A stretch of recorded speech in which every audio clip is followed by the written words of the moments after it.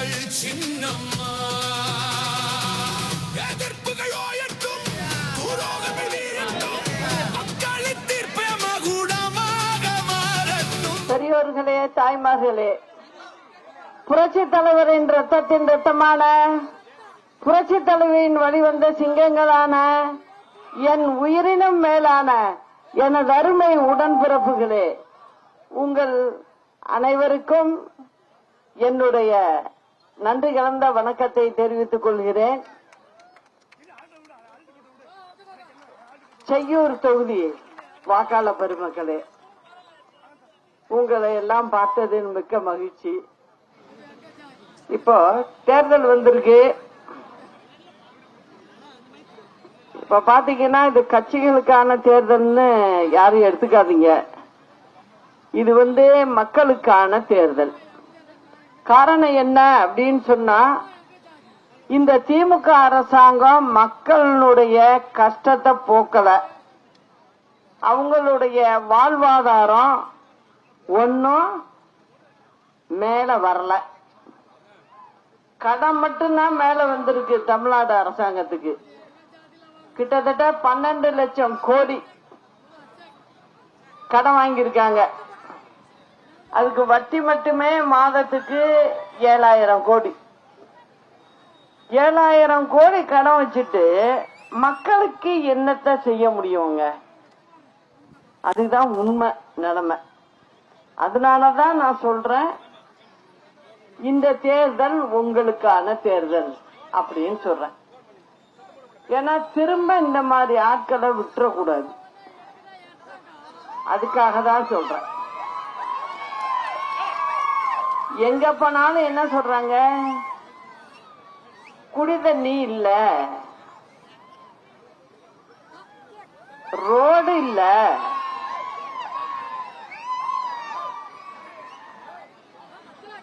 அப்படின்னு சொல்றாங்க. பிள்ளை வீட்டுகளுக்கு வேலை வாய்ப்பு இல்ல, பெண்கள் நாங்க சமைச்சு முடிச்சுட்டு வீட்டுல இருக்கோம், எங்களுக்கும் ஒன்னும் வேலை இல்ல, பக்கத்துல ஏதாவது கம்பெனிகள் இருந்தா நாங்க வேலைக்கு போயிட்டு வருவோம், அதுக்கும் வழி இல்ல அப்படின்னு சொல்றாங்க. அதுவும் கடற்கரை ஓரம் உள்ள ஊர்கள்ல உள்ள ஜனங்க என்ன சொல்றாங்க? தண்ணியே உப்பு தண்ணியா வருது, குடி தண்ணி. அத என்ன சொன்னாலும் அதுக்கு காதுல வாங்கறதில்ல. அவங்க பார்க்கலான்னு சொல்றாங்க, ஆனா பாக்கறது இல்ல அப்படின்னு சொல்றாங்க. இப்ப பாத்தீங்கன்னா, இப்ப ஒரு தேர்தல் அறிக்கை திமுக கொடுத்திருக்கு. தேர்தல் அறிக்கையில என்ன சொல்லியிருக்காங்க? ஒரு டோக்கன் தர்றோம், அந்த டோக்கனுக்கு 8000 ரூபாய்க்கு நீங்க கடையில கொண்டு கொடுத்தீங்கன்னா சாமான் கொடுப்பாங்க, வாங்கிங்க. நான் என்ன கேக்குறேன், ஒரு 8000 ரூபாய் கொடுத்து ஒரு டோக்கனை கொடுத்து சாமான் வாங்கிட்டா வயிற்று பசி அடங்கிடுமா 5 வருஷத்துக்கு? அத கொஞ்சம் சிந்திச்சு பார்க்கணும். சரி, இவங்க ஆட்சியில இப்ப இருந்துகிட்டு இருக்காங்க, இவங்க இப்படி சொல்றாங்க. ஏற்கனவே ஆட்சியில இருந்த ஒரு என்ன சொல்றாரு? அது இங்க வந்தோடனே எனக்கு ஞாபகம் வந்துட்டு, செய்யூருக்கு வந்தோடனே, பக்கத்துல தானே கூவத்தூர், இங்க வரும்போதே கூவத்தூர்னு போட்டிருந்தது. ஆஹா, நம்ம ஒரு தப்பு பண்ணிட்டோமே அன்னைக்கு அப்படின்னு நினைச்சேன். அந்த கூவத்தூர்ல தான் ஒருத்தரை எனக்கு சிறை தண்டனைன்னு சொல்றாங்க, உடனே நான் மாற்று ஏற்பாடு பண்ணணும்னு ஒருத்தரை முதலமைச்சரா ஆக்கிட்டு போனேன். 2 மாசம் கூட ஆகலைங்க, நானும் ஜெயில இருக்கேன். 2 மாசத்துக்குள்ள என்னையே கட்சியை விட்டு தூக்கி வெளில போறாரு. அப்ப எப்படியாப்பட்ட மனுஷனா இருக்கணும், எப்படியாப்பட்ட மனசு இருக்கணும்? அவங்க எல்லாம் இப்ப தேர்தல் அறிக்கையை கொடுத்துட்டு திருப்பி மக்கள்கிட்ட வர்றாங்கிறப்ப அதை விட்டுறக்கூடாதுன்னு நினைச்சேனா. ஒரு பதவி கொடுத்து உட்கார வச்சவங்களையே எந்த ஊரு அப்படின்னு கேக்குற மனுஷன் உங்களை எல்லாம் நினைச்சு பார்ப்பாங்களா? நினைக்கிறதுக்கு வாய்ப்பே இல்லை. அதுக்காகத்தான் நான் ஒரு முடிவு எடுத்து சரி நம்ம வெளில வந்தாகணும் அப்படின்னு சொல்லிட்டு வந்தேன். அவரு என்ன பண்ணிருக்கிறாரு, ஒரு ஃப்ரிட்ஜா ஒரு 10,000 ரூபாய் பணம் இத கொடுத்துடுறோம். 2 பேரும் அவங்க அப்பா வீட்டு பணத்தை கொடுக்கல, 2மே கடன் வாங்குற பணம் தான். அது மக்களோட வரி பணம் தான். இத வாங்கி திருப்பி உங்கள்கிட்ட கொடுக்கறது. ஏன்னா அந்த நீங்க வாக்க செலுத்திடுவீங்க, முதலமைச்சர் ஆயிடலாம் அப்படிங்கிற நினைப்புல சொல்றதுதான் அது. இப்ப இருந்துகிட்டு இருக்கவங்க ஏதாவது ஒழுங்கா ஏதாவது அரசாங்கத்தை நடத்துறாங்களா அப்படின்னு பார்த்தா இல்ல. நான் கிட்டத்தட்ட அம்மாவோட 15 ஆண்டு காலம் முதலமைச்சர் இருந்தப்ப கூடவே இருந்து பார்த்தவன். அதனால எனக்கு அரசாங்கத்தை நடத்துறதெல்லாம் என்ன எப்படி செய்யணும்னு தெரியும். அத பார்த்தா சரியா செய்யலங்கிறது என்னுடைய முடிவு. அவங்க என்ன சொன்னாலும் சரி, எங்க பேச சொன்னாலும் சரி, நான் ரெடி பேசுறதுக்கு. நான் கேட்கிற கேள்விக்கு பதில் சொன்னா போறோம். ஆனா அவங்களால முடியாது. ஏன் சொல்றேன் அப்படின்னா, இப்ப கரண்ட் எடுத்துங்க.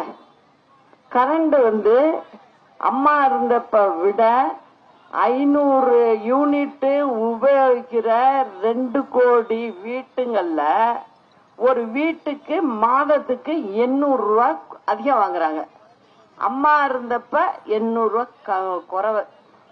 இப்ப 800 ரூபாய் திமுக அரசாங்கம் வந்ததும் அதிகப்படுத்தி இருக்கு. சரி, மொத்தம் 2 கோடி வீடு. அப்படி கணக்கு பாத்தீங்கன்னா நீங்க கொடுக்குற மாதம் 800 ரூபாய் பணம் 20,000 கோடி ரூபாய் வருது ஒரு வருஷத்துக்கு. அத வாங்கிக்கிட்டு ஆளுக்கு 1000 ரூபாய் கொடுக்குறேன் அப்படின்னா என்ன அர்த்தம்? உங்ககிட்டயே பணத்தை வாங்கிட்டு உங்ககிட்டயே திருப்பி கொடுக்கறது. இது என்ன அரசாங்கம்? அது ஒண்ணு. இன்னொன்னு, அந்த அரசாங்கத்துல இந்த மாதிரி கம்பி எல்லாம் போகுது இல்லையா, இதெல்லாம் சரியா பழுதெல்லாம் பாக்குறது இல்ல, ஆள் இல்ல பாக்குறதுக்கு. ஏன்னா சம்பளம் கொடுக்கணும், ஆளு போடல. அதனால வேஸ்டேஜ் 17,000 கோடி போகுது வருஷத்துக்கு. கணக்குல இருக்கு அதெல்லாம். இப்படி மின்சாரத்துல இவ்வளவு வேஸ்ட் ஆகுது, வீணாகுது. ஆனா ஜனங்கள்ட்ட நீங்க 800 ரூபாய் கூட போட்டு வாங்கிக்கிறீங்க. அதே போல சிறு தொழில் வச்சிருக்காங்க அப்படின்னா அவங்கள்ட்டையும் சார்ஜ் எக்கச்சக்கமா வாங்குறீங்க. ஒரு சிறு தொழில் நடத்துற ஒருத்தவங்க மாதம் அவங்க தொழில நடத்துறாங்களோ கடையை பூட்டி போட்டு வச்சிருக்காங்களோ அதை பத்தி கவலை இல்ல. அவங்களே கிட்டத்தட்ட 20,000 இருந்து 25,000 ரூபாய் மாத வாடகை மாதிரி மின்சாரத்துறைக்கு கட்டணும். பெரிய கம்பெனி எல்லாம் 3 லட்சம் 4 லட்சம் 5 லட்சம்னு கட்ட வேண்டியதா இருக்கு. இதுதான் இந்த திமுக அரசாங்கம் பண்ற வேலை. இந்த மாதிரி அரசாங்கங்களை நம்ம விட்டுறக்கூடாது அப்படின்னு நினைச்சுதான் நம்ம ஒரு இயக்கத்தை ஆரம்பிச்சு ஒரு 2 மாதத்துல இப்ப உங்கள்கிட்ட செய்யூர்ல நின்று வாக்கு கேட்டுக்கிட்டு இருக்கேன். அதனால சொல்றேன், இப்ப பாத்தீங்கன்னாக்க இவங்க கொடுத்த தேர்தல் அறிக்கையும் சரி, முதல்ல இருந்தவங்க கொடுத்ததும் சரி, இப்ப இருந்துகிட்டு இருக்கவங்க கொடுத்ததும் சரி, 2யும் பாத்தீங்கன்னா தலையே சுத்துது. 2மே செய்ய முடியாத விஷயங்கள் நிறைய இருக்கு. எப்படின்னு பாத்தீங்கன்னா, ஏற்கனவே கடன் எக்கச்சக்கம் 12 லட்சம் கோடி. இனிமே கடன் கொடுக்கறவங்களும் கொடுக்க மாட்டாங்க. ஏன் கொடுக்க மாட்டாங்கன்னா, 8 கோடி மக்களுக்கு எவ்வளவு கொடுக்குமோ அந்த அளவு தான் கொடுப்பாங்க. இப்பவே ஒரு ஆள் தலையில 2 லட்சம் கடன்ல இருக்கும். அதனால இனிமே போய் கடன் வாங்குறதும் கஷ்டம். மக்களை கொண்டுட்டு போய் கடற்கரை ஓரமா இன்னும் கடலுக்குள்ள தள்ளல, அந்த அளவுக்கு கொண்டு போய் நிறுத்தி வச்சிருக்காங்க. இதுதான் உண்மை. இத பாமர மக்கள், கிராமத்து மக்கள் அவசியம் புரிஞ்சுக்கணும். இதுதான் நிலைமை. நான் பார்த்தேன், இந்த மாதிரி பொய்யெல்லாம் சொல்லி நம்மளால தேர்தல் அறிக்கையெல்லாம் கொடுக்க முடியாது. நம்ம என்ன செய்வோம் அப்படிங்கறத மக்களுக்கு சொல்லணும்.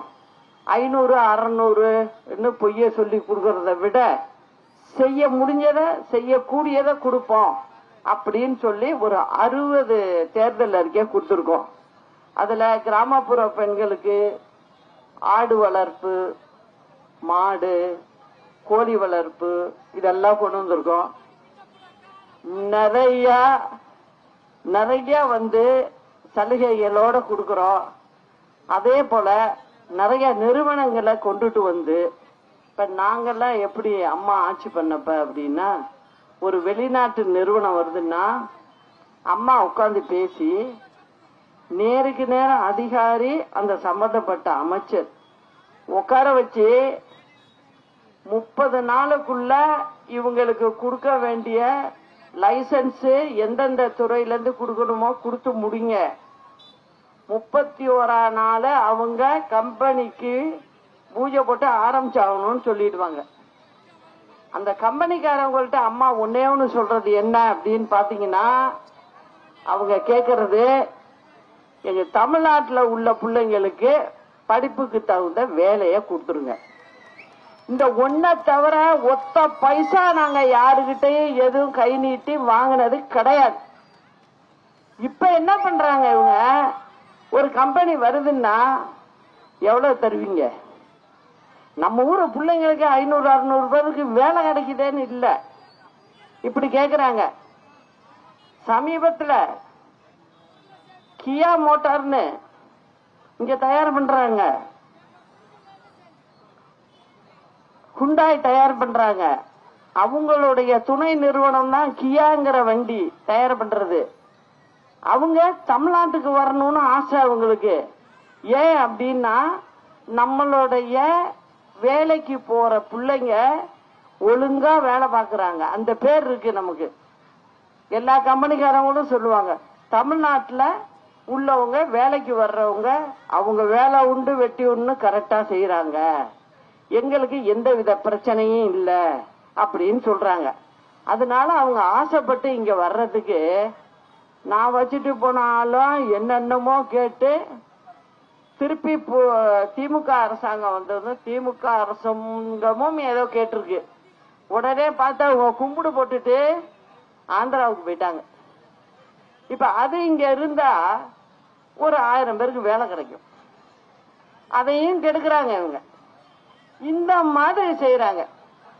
அதனாலதான் நான் சொல்றேன், இந்த மாதிரி ஆட்கள் தனக்கு என்ன வேணும், தான் குடும்பத்துக்கு என்ன வேணுங்கிறத மட்டும் பாக்குறாங்களே ஒழிய, நம்ம ஊர்ல படிச்சுட்டு பசங்க சும்மா இருக்காங்களே அவங்களுக்கு ஒரு வேலை வாய்ப்புக்கு வழிய பண்ணணுமே, அது அரசாங்கத்தோட கடமையும் கூட ஆச்சு அப்படிங்கிற நினைப்பு யாருக்குமே இல்ல. அதுதான் உண்மை. அதனாலதான் இங்க கம்பெனிங்க வரமாட்டேங்குது. இப்ப 5 வருஷமா பாத்தீங்கன்னா ஒன்னும் வரல. அம்மா இருந்தப்ப அவ்வளவு கம்பெனி வந்துச்சு, ஆனா இப்ப வரல. வராததுக்கு காரணம் இதுதான். அதையும் உங்கள்கிட்ட நான் வெளிப்படையா சொல்றேன். இப்ப அதனால நான் சொல்றேன், ஒரு புதிய முயற்சியா தான் நான் இத பண்றேன். அதையும் சொல்றேன் உங்களுக்கு. நம்மள இல்லாம யாரும் எதுவும் பண்ண முடியாது. அதனால நீங்க எல்லாம் ஒத்துமையா இருந்து, அதுவும் ஐயாவோட, ராமதாஸ் ஐயாவோட நம்ம கூட்டணியில இருக்கோம். ஐயாவுக்கு அவருடைய புள்ள இப்படி நடந்துகிட்டு இருக்க கூடாது. எங்க வீட்லயும் ஒண்ணு. மொத்தத்துல பாத்தீங்கன்னா இப்ப உள்ள சிறு வயசுல உள்ளவங்க என்ன பண்றாங்க, இன்னைக்கே எல்லாம் பண்ணணும், இன்னைக்கே மந்திரி ஆயிடணும் அப்படிங்கிற முடிவு. யாரும் உழைக்கிறதுக்கு வேலை செஞ்சு மக்களுக்கு பிடிச்சி தேர்ந்தெடுக்கப்படணுங்கிற நினைப்பெல்லாம் கிடையாது யாருக்கும். அந்த மாதிரி இருக்காங்க இப்ப உள்ளவங்க. அவருக்கு வயசு 88. அவருக்கு இந்த கவலையினாலேயே உடம்பு சரியில்லாம போகுது. அப்புறம் நானும் போய் பார்த்து பேசிட்டு வந்தேன். அதனால நாங்க இணைஞ்சு இந்த கூட்டணி அமைச்சு களங்காண்றோம். அதனால நீங்க எல்லாம் ஒற்றுமையா இருந்து நம்ம வெற்றிக்கு பாடுபடணும்னு கேட்டுக்கிட்டு, செய்யூர் பகுதியில் தொழிற்சாலைகள் எதுவும் இல்லாததால் படித்த இளைஞர்கள் வெளியூர்களுக்கு வேலை தேடி செல்ல வேண்டிய நிலை உள்ளது. நம்ம வந்தோம்னா மாத்துவோம் நிச்சயம். கடப்பாக்கம் பகுதியில் நீதிமன்ற வழக்கை காரணம் காட்டி மீன்பிடி துறைமுகம் அமைக்கும் பணி பல ஆண்டுகளாக கிடப்பில் போடப்பட்டு உள்ளது. மீனவ மக்கள் பெரிதும் பாதிப்பு அடைந்துள்ளனர் அப்படிங்கிறாங்க. மீனவங்களுக்கு மீன் பிடிக்கிறது மட்டும்தான் தொழில். அத அரசாங்கம் பண்ணிருக்கலாம்.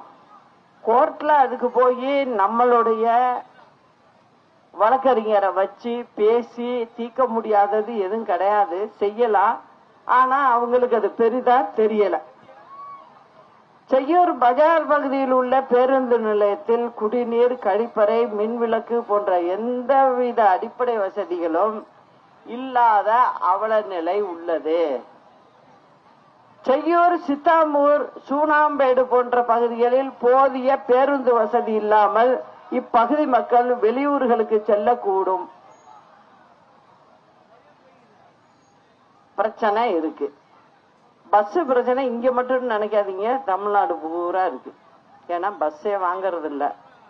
அப்படி வாங்கினா என்ன வாங்கியிருக்காங்க, இப்ப கொஞ்சம் மகாராஷ்டிரால எல்லாம் பேட்டரி போட்டு ஓடுற பஸ் அவங்களே அது சரியா இல்லைன்னு நிறுத்திட்டாங்க 3-4 வருஷத்துக்கு முன்னாடி.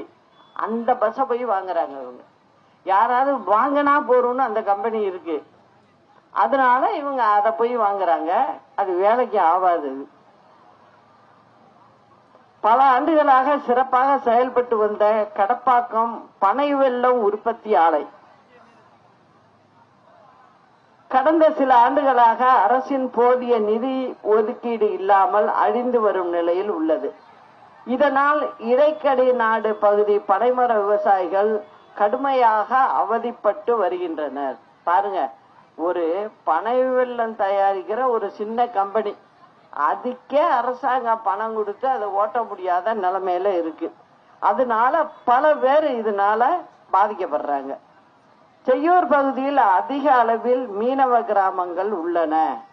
கடப்பாக்கம் குப்பம், ஆலம்பாறை குப்பம், பெருந்துறவு குப்பம் உள்ளிட்ட பல்வேறு கிராமங்களில் மீன்வலை பாதுகாப்பு கூட வசதி இல்லாததால் மீனவர்கள் தங்களது வலைகளை பாதுகாக்க சிரமப்படுகின்றனர். அது செஞ்சு கொடுக்க வேண்டிய அவசியம். அதுல ஏதாவது கிழிசல் இதெல்லாம் இருந்தா அங்கதான் தப்பாங்க, அவங்க அந்த வசதி பண்ணி கொடுக்கணும். செய்யூர் பகுதியில் நாளுக்கு நாள் கல்குவாரிகளின் எண்ணிக்கை அதிகரித்து வருவதால் கல்குவாரிக்கு செல்லும் லாரிகளால் விபத்து ஏற்பட்டு உயிரிழப்புகள் அதிக அளவு நடக்குது. இது திமுக காரவங்களோட வேலை தான். அவங்க தான் இந்த கல்லு ஜல்லி எல்லாத்தையும் நவத்திக்கிட்டு போயிட்டு இருக்குது. ரோட பத்தி பாக்கறது இல்ல. செய்யூர் அரசு தலைமை மருத்துவமனையில் போதிய வசதிகள் இல்லாததால் ஏழை எளிய மக்கள் சிகிச்சைக்காக செங்கல்பட்டு செல்ல வேண்டிய நிலைமை உள்ளது. அது உண்மை. இது தமிழ்நாடு முழுவதும் இருக்கு. இததான் நம்மளுடைய தேர்தல் அறிக்கையில போர்க்கால அடிப்படையில இதை சரி பண்ணுவோம். டாக்டர் போடணும், நர்ஸ் போடணும், மருந்தெல்லாம் அங்க கிடைக்க வைக்கணும் அப்படிங்கறத நாங்க சொன்னோம். இடைக்கழி நாடு பகுதியில் உள்ள பல கிராமங்களில் நிலத்தடி நீர்மட்டத்தில் துவர்ப்பு தன்மை அதிக அளவில் உள்ளதால் ஏழை எளிய மக்கள் குடிநீருக்காக சிரமப்படுகின்றனர். ஆகையால் கிராமங்களில் நிலத்தடி நீர் மட்டத்தை பரிசோதனை செய்து குடிநீர் சுத்திகரிப்பு நிலையங்கள் அமைக்க கோரிக்கை. கிராமப்புறங்களில் உள்ள அரசு ஆரம்ப சுகாதார நிலையங்களில் போதிய மருத்துவ வசதி இல்லாமல் மக்கள் சிரமப்படுகின்றனர். இது எல்லாம் 100க்கு 100 உண்மை. இங்க உள்ள மக்கள் சொல்றது இதேதான் நான் எல்லா ஊர்லயும் சொல்லிக்கிட்டு வர்றேன். இது இந்த ஆட்சி மாற்றம் ஏற்பட்டாதான் இத சரி பண்ண முடியுங்கிறத எல்லாருக்கும் சொல்லிக்கிட்டு, செய்யூர் தொகுதி சட்டமன்ற வேட்பாளராக முருகவேல் அவர்கள் தென்னந்தோப்பு சின்னத்தில் அவருக்கு வாக்களித்து அவரை பெருவாரியான வாக்குகள் வித்தியாசத்தில் வெற்றி பெற வைக்க வேண்டும் என்று அன்போடு கேட்டுக்கொண்டு, நாளை நமதே, வெற்றி நமதே, அண்ணா நாமம் வாழ்க, புரட்சி தலைவர் நாமம் வாழ்க, புரட்சி தலைவி அம்மா நாமம் வாழ்க. நன்றி, வணக்கம்.